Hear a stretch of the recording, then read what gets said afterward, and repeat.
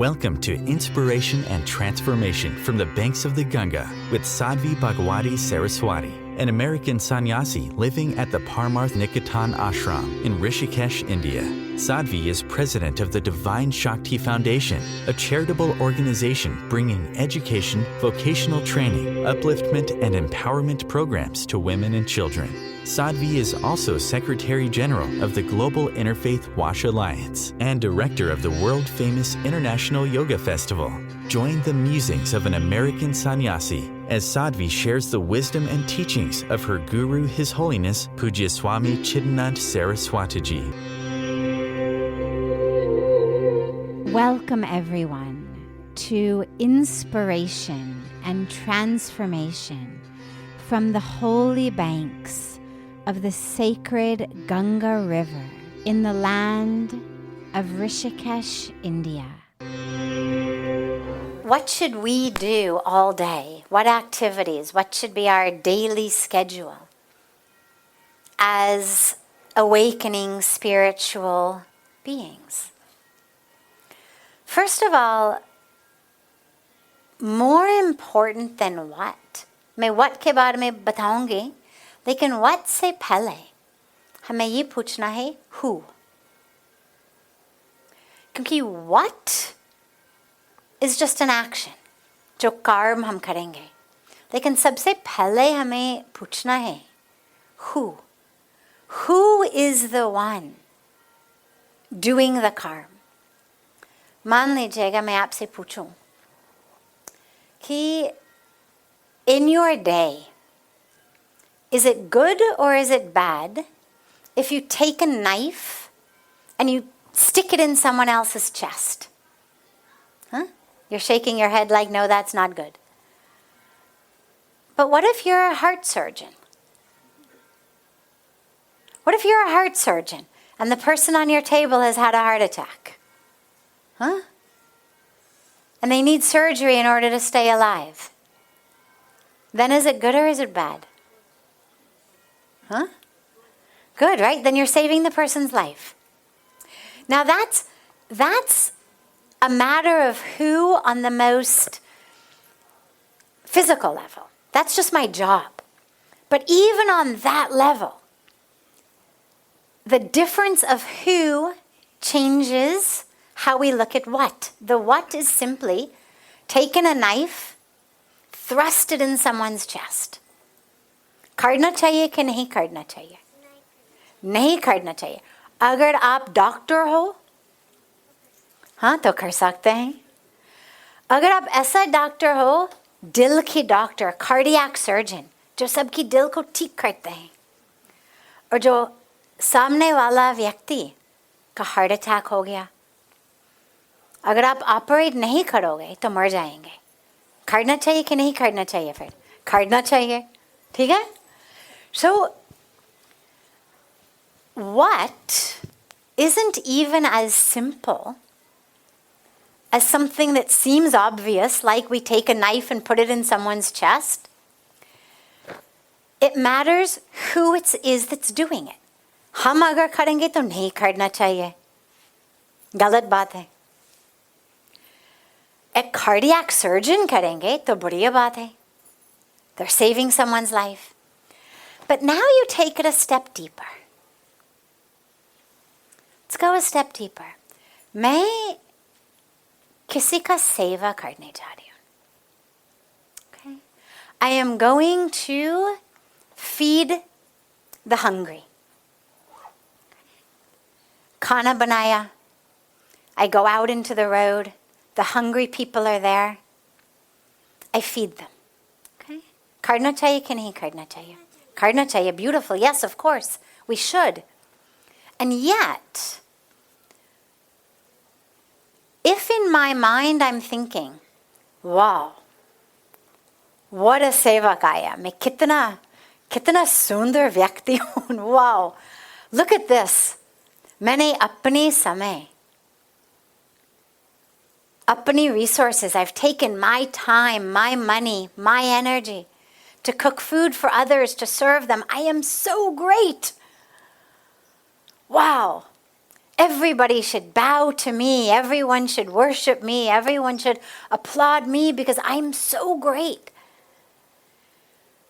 Now you see the problem there. Jo, meri personal sadhana, my personal growth, my personal spiritual path, hum kehte hi seva karna chahiye.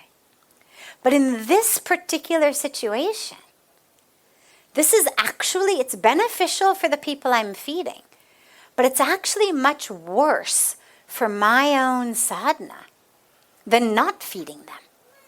Because through the act of feeding them, my sense of my ego has gotten so strong that I'm actually worse off than I was before. Agar hum usi drishti se seva karenge ki we are the great ones, we are serving them, we should be given awards, we should be given gold stars, everyone should appreciate us. They are the ones who do not have, we have.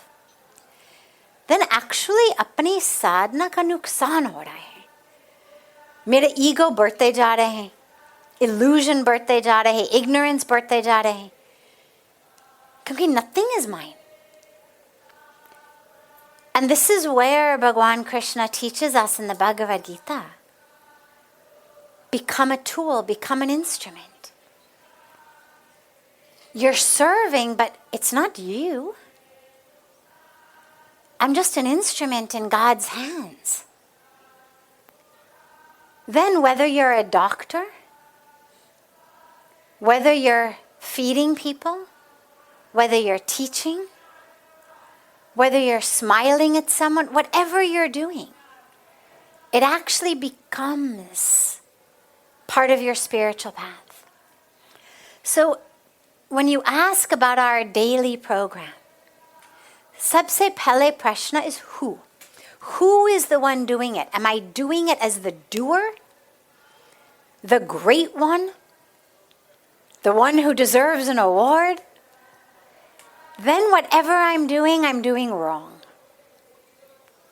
Then what I need to do is simply sit down, close my eyes and meditate, or read the scriptures until I can realize it's not me. My favorite way of thinking about this is the moon. Khaskar jo full moon, Purnima. We look at the full moon and we think, the moon is so bright, so beautiful. Shows the way to the people in the forest, helps them out of the forest, shows the sailors how to get back to the shore. लेकिन सच बात यह है कि moon का कोई अपना light नहीं है. Light किसका है? Suraj. It's the sun, right? The moon has no light. It's the light of the sun. All the moon does is reflect the light of the sun onto the earth. In the same way, हमें याद रखना है कि whatever we are able to do, it's because we are in alignment with the divine. The light that the moon is able to reflect onto the earth is because she is in alignment between the sun and the earth. Full alignment, Purnima. Out of alignment, Amavasya. Right? Moon is the same shape, but when she's in full alignment, full moon. Out of alignment, no moon. ठीक इसी तरह से in our lives to realize, how can we get in full alignment so that whatever we do, we are sharing light with others? So, yes, meditation. Our day should always begin with meditation. Of course. Prayers, japa. However we can begin our day with sadhana is very important. Then all day long, we live that sadhana in action. Meditation in action, yoga in action, prayer in action. क्योंकि जो अनुभव हमको ध्यान में बैठते हुए मिलते हैं, that anubhav, that experience of meditation, is not supposed to be just on the cushion. It's not I stand up from meditation and now my experience is over. In my meditation, I realize I am one with all. Well, when I stand up and live and act, I should be acting that, living that. Otherwise, my meditation's not real. And then at the end of the day, we come back. We assess. Puja Swamiji says meditation, no reaction in the day, not to react, but to stay anchored and grounded. Then in the evening, introspection. How did it go? Was I in alignment all day long? Or did I get out of alignment? Was I a full reflector of the light of grace, the light of the divine, onto those around me all day? Or did I get stuck?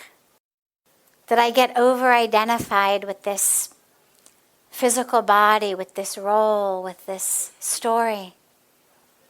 Did I experience and act on anger, greed, jealousy, ignorance? And if I did, it's okay.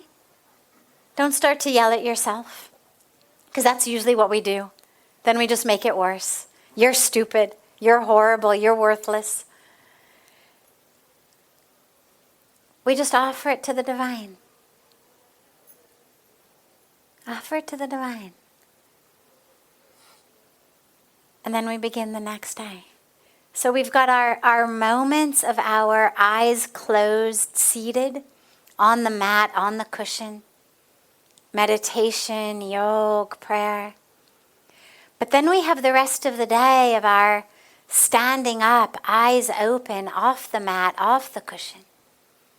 Meditation, prayer, and yoga. So as long as my who is set, as long as I know who I am, which I get in my meditation, then whatever I do all day long, I will be doing as a reflection of that divine. You're listening to OTR-FM, part of the IOM radio network. Being a radio host on IOM FM allows you to build your show on a rich platform with the power of the internet to fulfill your outreach goals and connect with a very specialized and global online audience, unlimited by time and distance. OMTimes Radio will provide you with web relevance, a recognizable conscious brand, and with the standard of excellence that has accompanied every single Circle of Hearts Radio is a sanctuary on the airwaves. Join me, Grandmother Alaya, in the circle on Sunday, 2 p.m. Eastern, as I share information to both enlighten and nourish your soul. Hi, this is Christina Ricci with RAIN. Every 2 minutes, another American is sexually assaulted. If you or someone you know has been sexually assaulted, you are not alone. Help is just a call or click away through the National Sexual Assault Hotline. Please call 1-800-656-HOPE, that's HOPE, or visit RAIN.org, that's RAINN.org. Brought to you by RAIN and this station. Welcome back to Inspiration and Transformation. I'm so glad to have you all back here with me. It's definitely the right approach if your path is not right. But God has not gone anywhere. God has not left you. God was not available earlier, but now not available. Chuti pe to nahi gaye. ठीक है? It's not like office band hai, right? God's doors are always open. Always, 24/7. God is always available. So if you find, but it's very common. It's actually what you're experiencing is very common. You should not worry about it. If you talk to any deep spiritual seeker, what you'll hear in almost every case is these powerful, powerful experiences of connection. And then there seem to be these periods where it seems like God has gone someplace, and we're just not able to connect. And this is very common, so do not feel like you've done something wrong. It happens. I like to think of it, to me, as God testing us. God testing us. How much do you still love me when you can't see me? How much do you still love me when it seems like I've gone away? Do you only love me when I'm front and center? Or do you also love me if you can't see me right away? And so I think about it. I can't tell you for sure that this is why it happens, but this is just my internal sense, is that it's God actually making us stronger. Because to be connected to God, when that connection is right there and it's palpable and you feel it and it's every minute and every moment and it's juicy and tears are pouring down your face, that's exquisite. But it's easy to stay connected in those days. It's easy to keep loving God in those days. But when you close your eyes to meditate and it seems like nothing happens, when you pray and it seems like nothing happens, as you mentioned, you're getting lazy about getting up in the morning, it makes sense. We start to lose faith. But I actually think about those times as God testing us. How strong are we? How much are we able to withstand and bear in God's name? And so what I would say is, don't let yourself get lazy. Keep getting up. Keep meditating. Keep praying. And if you feel like God isn't there, talk to God. I think about Paramahansa Ramakrishna, the amazing, enlightened saint, sage, mystic from early last century. And if you read the Gospel of Sri Ramakrishna, if you read about his life, you'll find how many times he said to God, what's happening? I mean, how many times he got mad at the mother, not eating his food, not responding to him. I'm not saying go home and get angry at God, but I'm saying if you feel like God isn't there, talk to God. You've got a connection, you've got a relationship. It's like you feel like something's going on with your wife. Maybe she's having an affair, maybe she doesn't love you anymore. But instead of talking to her, you come and talk to me. Talk to her. So if you feel like you're disconnected from God, talk to God. What's happened? Where have you gone? I miss you. I feel miserable without you. Be honest. Cry if you feel like crying. But tell God. And what you may find is that in that open-heartedness, you feel God again. That as you are talking to God, you feel God there. And another last beautiful way is there's so many ways to connect to God. As your mom said, prayer is a beautiful way to talk to God, to connect with God. And there's other ways as well. Through service, through serving others, seeing God in them, through chanting jap, mantra. There's other ways also of connecting. So you may want to start try some other paths, try some mantra jap, try some seva. See what else you can do to feel connected. Sit on the banks of Ganga, open-eyed meditation, just watching the river flow. Feel that presence of the Mother Goddess. Maybe God will stop feeling like a he for a while and feel like a she for a while. Who knows?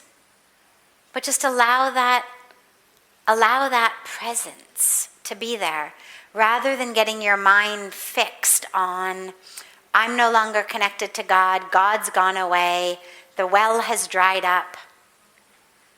Because then you're just creating a self-fulfilling prophecy. Then every time you sit down to pray, it's like, the well's dried up. God's not there. So give it a rest for a little while. Try something different. And talk directly to God. And know God has not gone anywhere. If you are disconnected, it's because something in you has happened that has, maybe unconsciously, made you pull away from God. Ego comes in, attachments come in, identities come in. Sometimes simply even over-intellectualizing what's happening.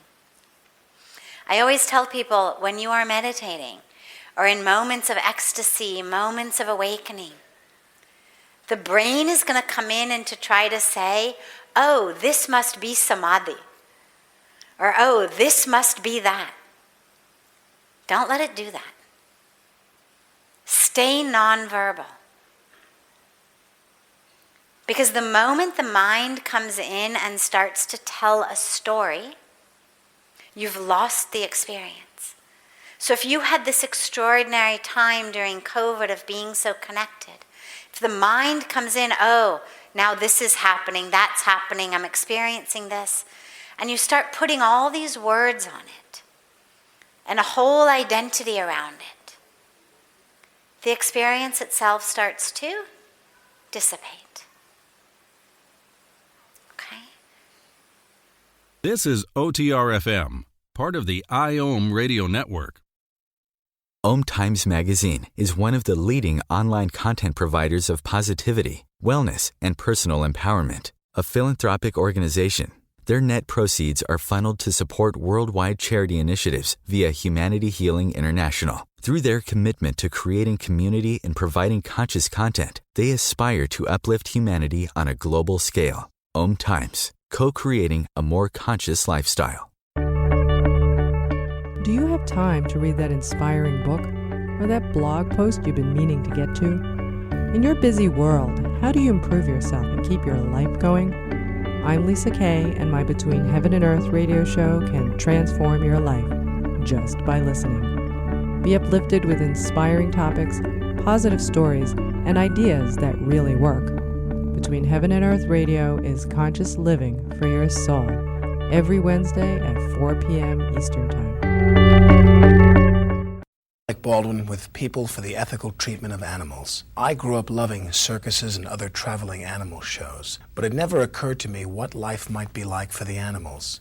Training wild animals to do things they don't understand takes force. Routine discipline with a hook or whip with the heel of a boot shows the animal exactly who's the boss. Don't patronize animal acts. Please contact People for the Ethical Treatment of Animals. 757-622-PETA. Welcome back. This is Sadhvi Bhagawati Saraswati with Inspiration and Transformation. I have a problematic relationship with money and abundance.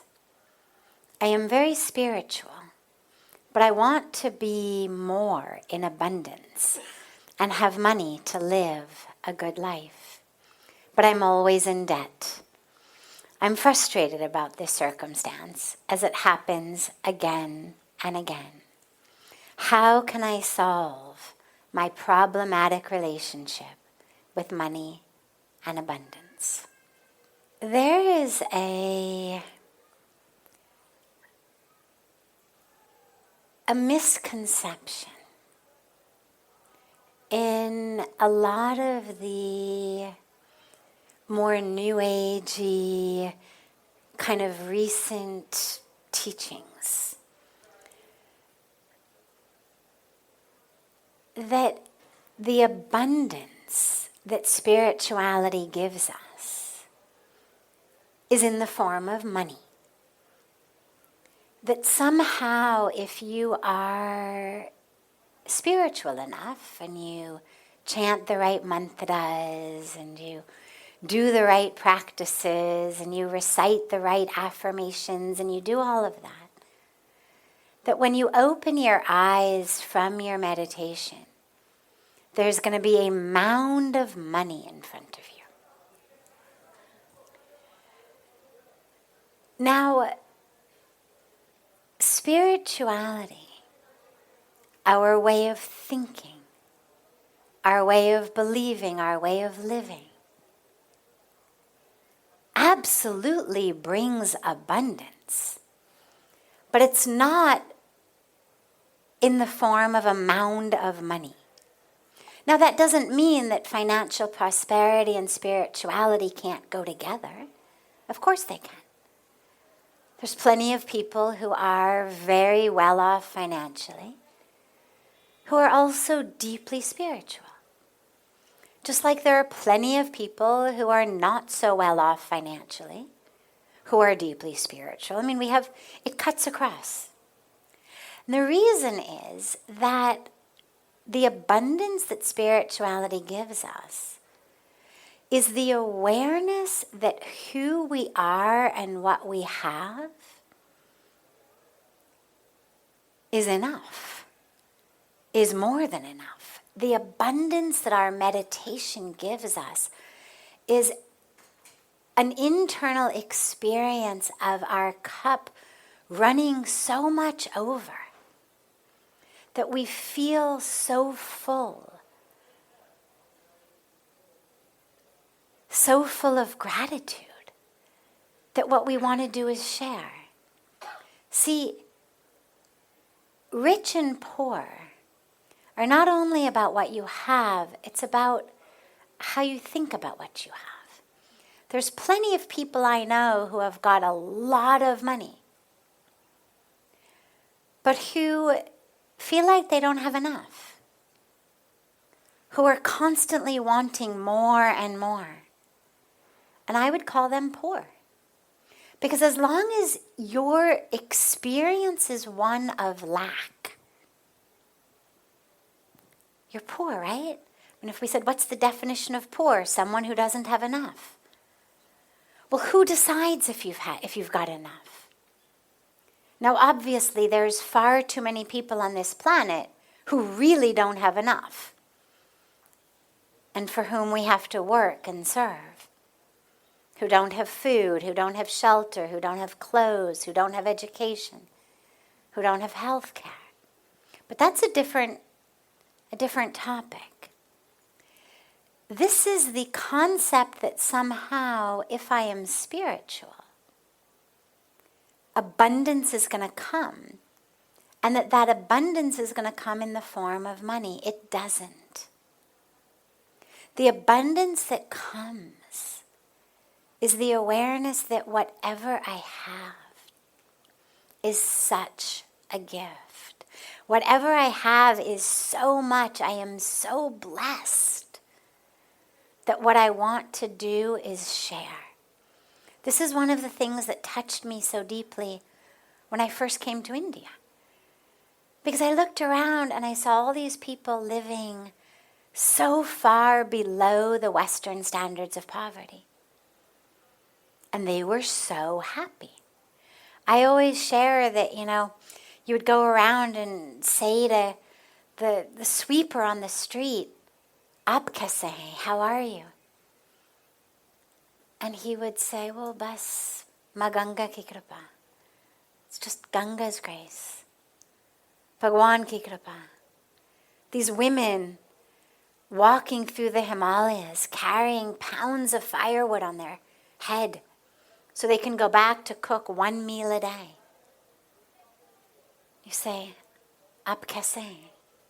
Bas, Bhagwan ki kripa. It's God's grace. Whereas what I had experienced in my life was people who had so much material wealth. And yet when you said to them, "How are you?" what you got was a whole list of things that were wrong. This problem, that problem, this, that. And I came here and what I saw was people just wanting to serve, wanting to feed, wanting to give. You know, I was warned in the very beginning, like, don't eat anything from outside, right? You come from the West, you come to India, and we're warned, "Taki pet kharab na ho," you should not get sick. Don't eat anything outside. But so many people would say, "Please come home for a meal." And I would say, no, because I had learned, don't eat anywhere. But they wanted to feed so badly. They didn't have money barely to feed their families. But they wanted to feed me. And when I wouldn't come for a meal, they'd say, "Well, at least you must come for a cold drink." Now in India, cold drink means soda pop. Like Coke, Pepsi, these things. And now I never drank those. Not in America, not here. But in people's mind, you're from America, you must drink soda pop. So they would say, no, you must come for cold drink. And they would send their child into the market to bring back, a bottle of soda pop that, of course, now I had to drink. And it was the daily amount of money that they would spend on vegetables. So they would eat now, rice and dal because there was no longer money for vegetables. But they would sit around watching me drink something that I didn't even want to be drinking, but now I had to drink it to make them happy. But they would sit around watching me drink, so happy that they had given me something. That's abundance. That is abundance. That's wealth. That you have so much in your heart that regardless of what's on your plate or in your closet or in your driveway or in your bank account, you want to share. So the abundance that our spiritual practice gives us is the abundance that comes from gratitude, from an awareness that we have been so blessed. So to our beautiful sister sister or brother in Germany, asking this question, allow your spiritual practice to be one not that pulls you out of debt, but that regardless of your financial situation, makes you feel that inseparability with the abundance of the universe. Nature is abundant. Look, just turn around. Look at the leaves. Look at the flowers. Nature is infinitely abundant. We are one with creation, that same abundance that puts apples on apple trees. We are one with that. And of course, on purely pragmatic levels, if you find that you can't get yourself out of debt, well, you can use your spirituality not to somehow magically manifest a mountain of money, but to ask yourself, how can I live differently, choose differently? Or maybe at this particular moment, this intersection of time and space, the karmic lesson, not a punishment. Not a punishment, not a reward, not a punishment. Karma doesn't operate as rewards and punishments. It gives us important lessons that we need to learn, experiences we need to have to get closer to the divine. So you may ask yourself, if you find that no matter what you do, debt is there, ask yourself, okay, God, what am I supposed to learn from this? What's the experience I'm supposed to have as someone in debt? How is this supposed to help bring me closer to the divine? Maybe it's about faith. Maybe it's about surrender. Maybe it's about something else. But if you find that patterns in your life keep arising, first we look at our own, psychological and emotional situations. Why do I keep drawing and creating these situations? But if there's nothing there, then I shift to the karmic level. Okay. Well, so if I'm not doing it with my psyche, this must just be my karmic package in this moment. Something I'm supposed to learn and experience from it. But the gifts of Mahalakshmi, the goddess of abundance and prosperity, is not stack of bills or coins. It's a full heart. That's the fullness. That's the abundance. Not that I can build a mansion while others live in shacks, or that I can eat caviar while others are starving. But that I can recognize the fullness of myself, my capital S self, and share that with others. This is OTR-FM, part of the IOM radio network.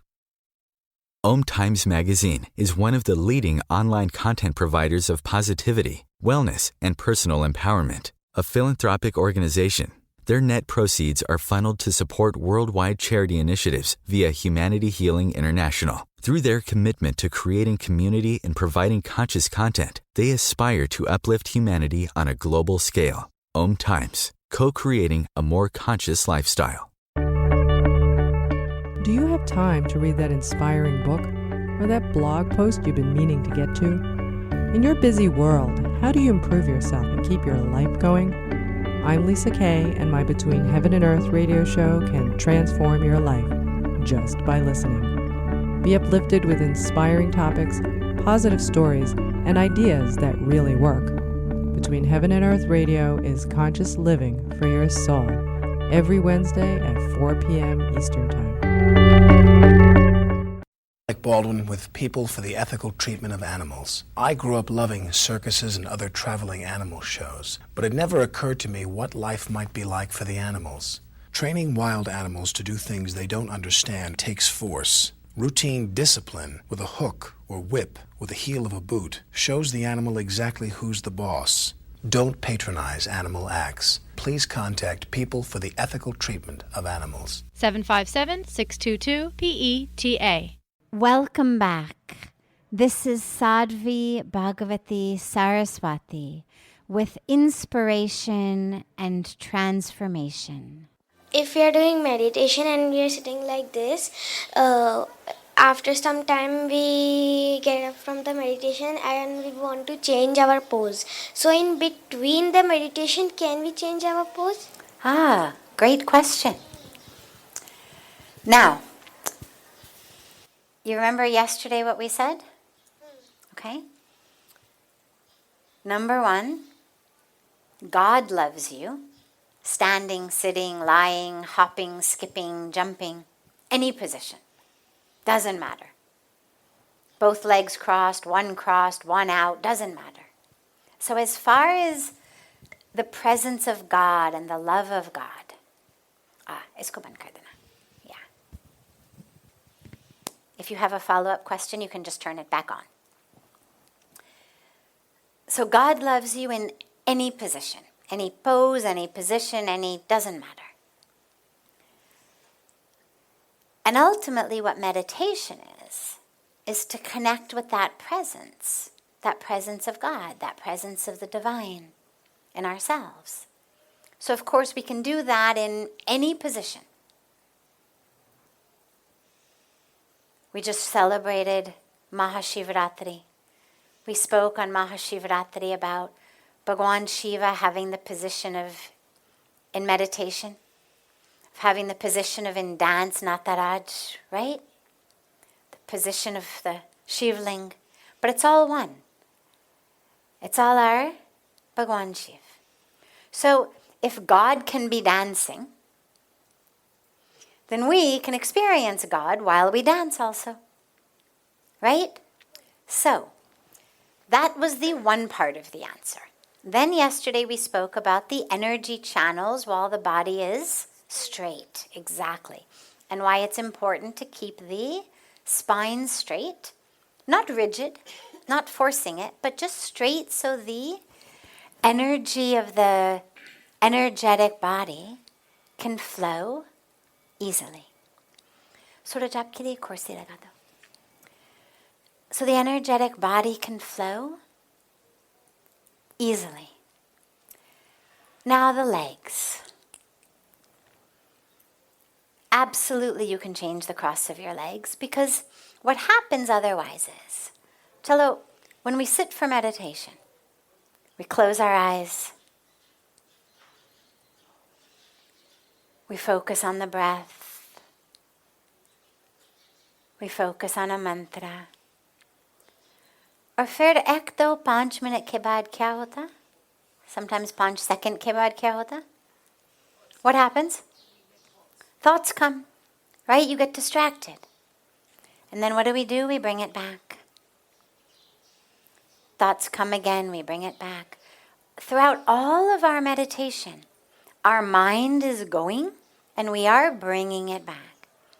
Now, when you are meditating, if in your legs there is a pain in your knee, a pain in your hip, a pain in your ankle, that makes you want to change the cross of your legs, ध्यान कहाँ जाएगा? हाँ, change करने में. And if you don't change, फिर ध्यान कहाँ जाएगा? हाँ, इसका. If you don't change the cross of your legs, then? Meditation नहीं कर पाएंगे. क्यों नहीं कर पाएंगे? क्योंकि ध्यान उस पे ही रहेगा. हाँ, ध्यान उस पे जाएगा. The meditation, our attention is going to go to our pain. और अगर change करेंगे तो फिर क्या होगा? फिर easily हो जाएगा. So,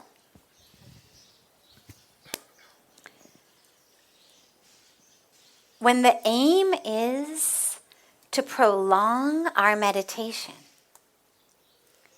to be able to keep the awareness on the mantra, on the breath, on that which we are meditating upon, we need to have as few distractions as possible. It's why we meditate in a quiet place. It's why we close our eyes. It's why we turn off our phones. Now, yes, you could meditate in the middle of the street, but it's much more difficult because we get distracted. I mean, God is everywhere. Our true self is everywhere. The truth is everywhere. The truth doesn't need a dark room. God doesn't need a quiet room, one corner. But we need that because otherwise we get distracted. When there is pain in the legs, that's going to keep distracting you. And a very simple change of the position can keep you meditating. Then absolutely just gently change the cross of your legs. You don't have to think about it. However, so yesterday I gave you a 2-part answer. Today I will also give you a 2-part answer. So that was part 1. ठीक है? Part 1 ka mool lesson, no problem. Change the cross of your legs. Taki, you can start the meditation again. You don't even have to start it again. It keeps going. You're not at square one. Just don't think, now I am changing the cross of my legs. Now I move my right leg out. Now this is my left leg. Now, wo mat karo. Just aram se dhyan karte hue, change the cross of your legs. You don't have to tell a whole story about it. Okay? So you can actually stay in your meditation. Just gently you change the position of the legs. But part 2. Sometimes it's also very powerful to do a meditation around pain. I remember when I first came to India and first came to Rishikesh, सुबह 5 बजे हमारे सत्संग भवन में प्रार्थना होती है. उसी समय it was compulsory. आधा घंटे का प्रार्थना और फिर एक हिंदी में lecture, संदेश, satsang. So at that time I was not used to sitting on the ground and my legs would start to pain. And I would just change them, no problem. But every once in a while, the satsang room was so packed, so many people, that I had ladies everywhere. और जगह नहीं थी, मैं मतलब हिल नहीं पाए थोड़ा सा भी.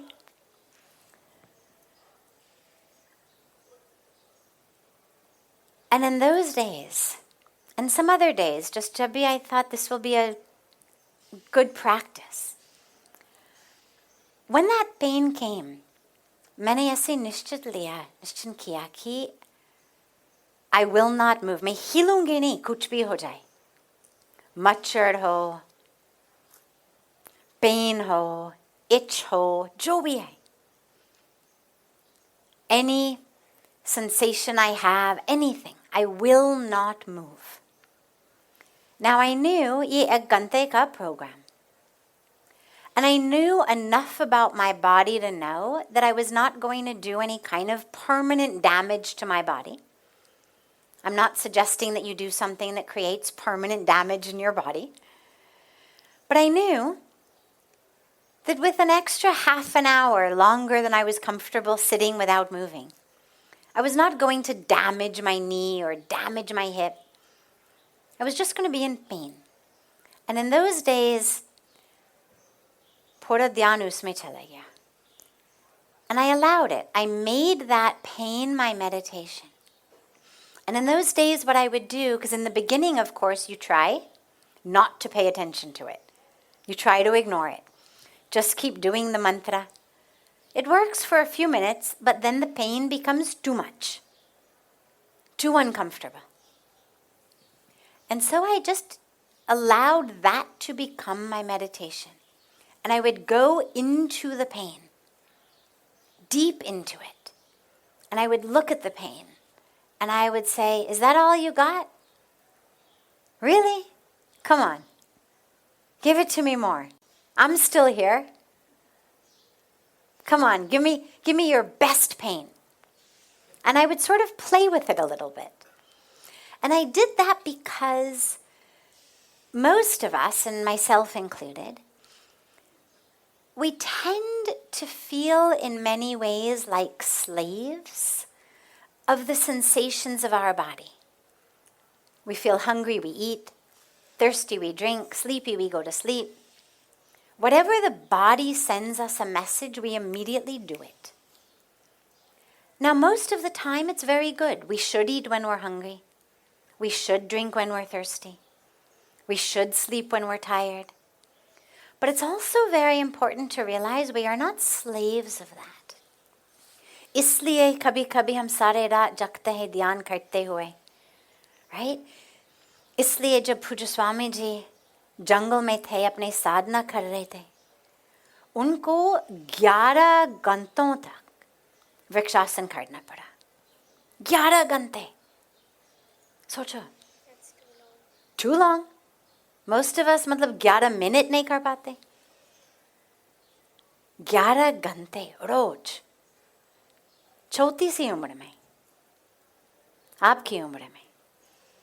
But the reason that these types of very, very powerful sadhanas are given is it creates such a powerful teaching in the mind that I am not the body. I am not the body. I am not the hunger. I am not the thirst. I'm not the pain. Pain is there, and I'm here. Now it's burning even more, but I'm still here.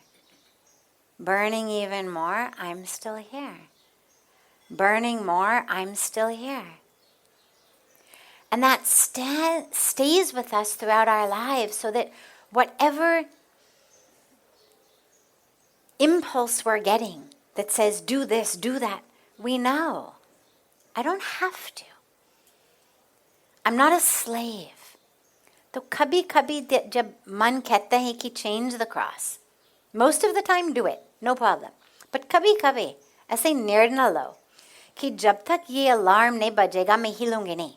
एक alarm लगा, पौने घंटे का, एक घंटे का, आधा घंटे का. Depends how long it usually takes you to need to change your legs. Just increase it by another, say 20 minutes, half an hour, and set an alarm. जब तक ये अलार्म नहीं बजेगा मैं बिल्कुल हिलूंगा नहीं. कोई भी कुछ ली हो, कोई भी कुछ भी हो. This also happens with me when I get to bed to sleep. Sometimes this happens that I'm having very itching and move here, move that side, I'm not comfortable. So sometimes when I'm angry, I just say that अब तुम ऐसी रहो, मैं नहीं हिल रही. बहुत बढ़िया. Beautiful. Beautiful. First of all, when you go to sleep, it's normal. Everybody moves a little bit before we find the right position, so don't worry about that. Number two, होते रहते कोई बात नहीं. Then I love your thing. कि just now I'm not going to move anymore. Beautiful. Mom also said that you just move whole night. You can't even sleep. It's okay. You're a little. I think you sleep. If you didn't sleep, you would not be so vibrant. You are very vibrant. It's okay. You're young. Kids move in their sleep. Don't worry about it. When my adopted daughter used to sleep with me, she kicked me all night long. All night long. She moved all night long. She kicked me. No problem. Don't worry. This brings to a close this hour of inspiration and transformation. Thank you so much for joining me. I'm so glad to be together with you all each week. And I look forward to being together again next Thursday, same time, on OMTimes Radio.